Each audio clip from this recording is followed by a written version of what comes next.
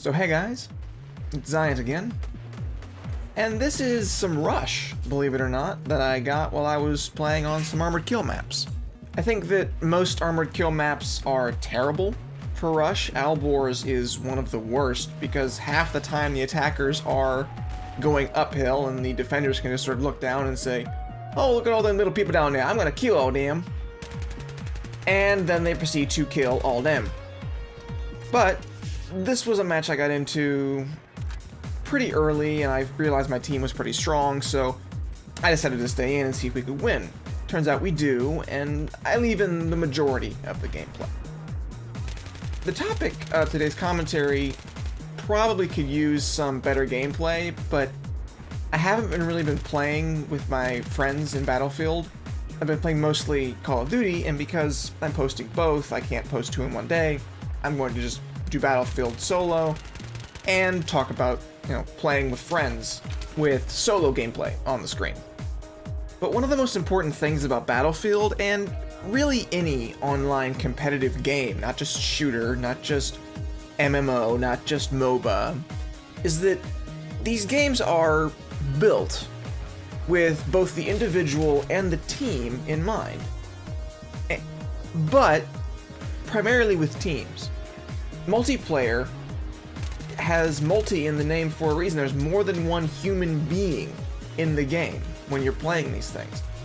And the fact that people play these alone without talking to anyone, with little to no communication, with the animosity that comes with a lot of multiplayer titles, I think it's a sad thing that there aren't enough services like Huppet Gaming, as much as some people might not like that because of its Call of Duty base, that allow players to get together and form these friendship bonds. I mean, that's what they are.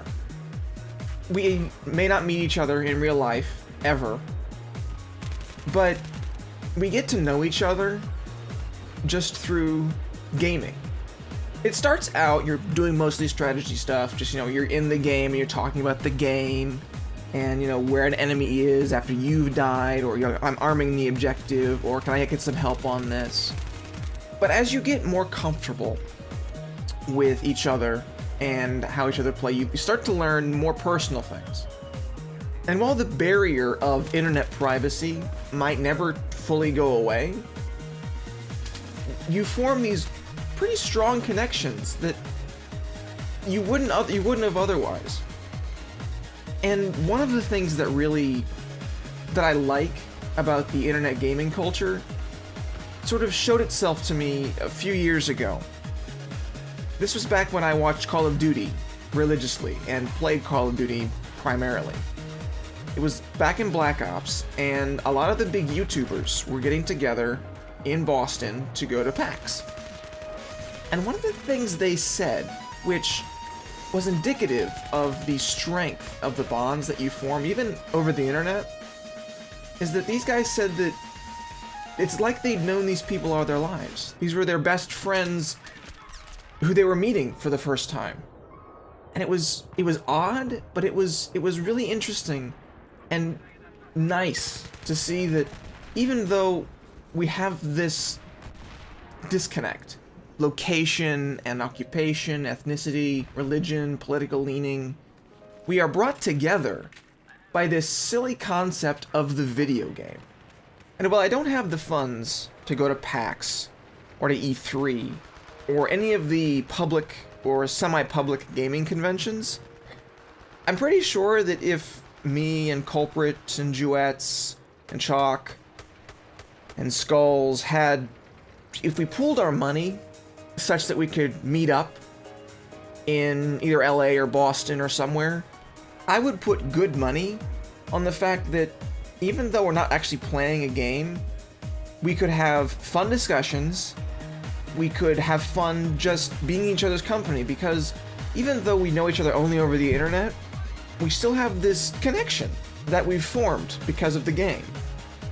And that's one of the beautiful things about the online multiplayer space, to me at least, is that even though there's so much space between me and even some of the guys in the UK I play with, some of the guys in Texas and California and Boston, New York, we can get together like we're in the same room because of the internet. And for all of the ugliness of the internet environment, the hacking, the spam, the trolling, the constant negativity, there's still so much good that can be done just over the internet. And that brings me to something that has really touched me lately. I know that sounds weird, but one of the bigger Call of Duty commentators, Onslaught, has his best friend is fighting brain cancer and chemotherapy side effects, and he has a 15% chance to live. At least that's the current number.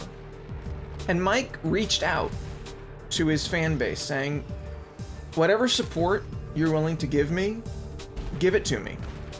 Give me everything that you think would help this family.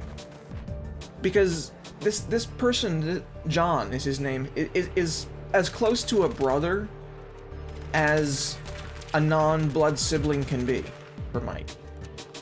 And he raised over $5,000 and put together a book of stories about suffering and pain and loss and recovery and happiness and joy.